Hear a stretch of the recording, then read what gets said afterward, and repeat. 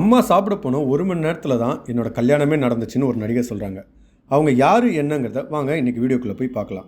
நளினி 1980களில் தென்னிந்திய திரைப்படங்களில் நாயகியாக நடித்தவர் தான் நளினி.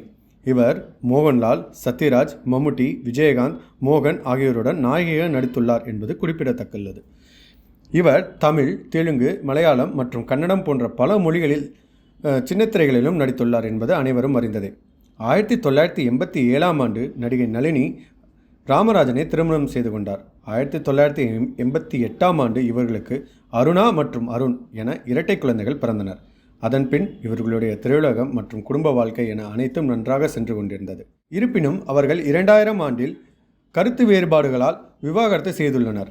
அவரது மகள் அருணா ரமேஷ் சுப்பிரமணியனை 6 மே 2013 அன்று திருமணம் செய்து கொண்டார். அவரது மகன் அருண் பவித்ராவை 25 ஏப்ரல்